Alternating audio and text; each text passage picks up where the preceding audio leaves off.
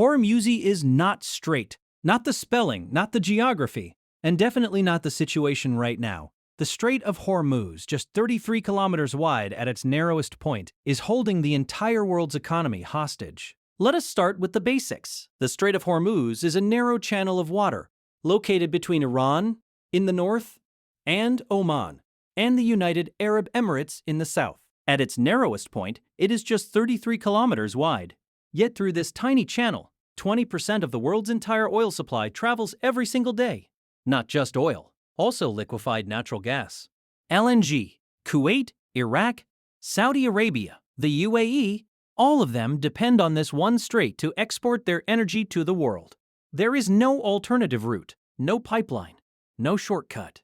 If Hormuz closes, the oil stops. Now here is the critical part, and this is why Hormuz is not straight. International maritime law says the Strait of Hormuz is an international waterway. Any ship should be able to pass freely, but Iran's territorial waters extend into the strait from the north. So while the law says free passage, Iran controls the geography. And right now, Iran is using that geography as a weapon. On the 28th of February 2026, the United States and Israel launched a war against Iran. Iran's response was immediate. They shut down the Strait of Hormuz. Today, nearly 2,000 vessels are stranded near the strait. They cannot move, they cannot deliver oil, they cannot go home. Global oil prices have crossed $100 per barrel. Brent crude is trading near $108, roughly a 40% increase since the war began. Think about what that means. Your petrol price, your cooking gas, the cost of transporting every good you buy, all of it is going up. But Iran is not just blocking ships. Iran is running a tall boat. The Iranian Revolutionary Guard, the IRGC, is literally deciding which ships can pass and which cannot. Friendly nation, you pay. You pass. Unfriendly nation, you wait.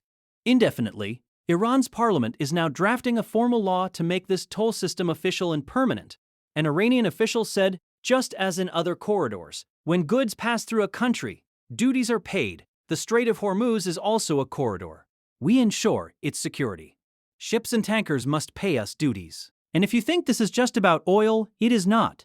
This week, Iran threatened to also block the Bab al-Mandeb Strait, the gateway to the Suez Canal.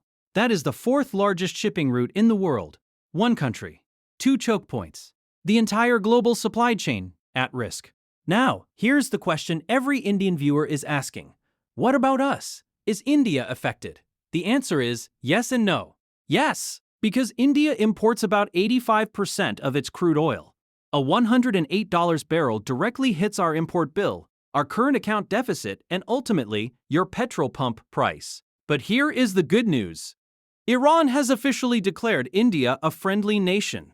India, China, Russia, and Pakistan. These are the countries Iran has allowed safe passage through Hormuz. India has actually purchased its first LPG cargo from Iran since the blockade began. New Delhi's diplomatic balance is paying off. This has happened before. In the 1980s, during the Iran-Iraq War, the world saw what is called the Tanker War. Iran and Iraq attacked each other's oil tankers in the Persian Gulf. Oil prices spiked, insurance costs exploded. Global shipping was disrupted for years. That crisis resolved, but not before causing enormous economic damage. The difference this time? Iran is not fighting Iraq. Iran is fighting the United States. The stakes are incomparably higher. Let me now give you what you actually came here for. What does this mean for you as an investor? 3 clear takeaways. Takeaway 1. Who wins in this crisis? Energy companies, oil exploration stocks, shipping companies operating outside the Gulf, and safe haven assets like gold. India-specific. ONGC and Oil India become more valuable as domestic production gains importance. Takeaway 2. Who loses in this crisis? Airlines, paint and tire manufacturers, chemical companies, basically anyone whose cost structure depends on cheap oil. Takeaway 3. The bigger picture. This is not just about oil. It is about a new world order. Geography is power. One country with the right location can bring the global economy to its knees. The world will now spend the next decade building alternate routes, pipelines, and energy alliances. That's the long-term investment story. So let me come back to where we started. Hormuz is not a strait. It is not straight. It is not simple. It is not just a waterway.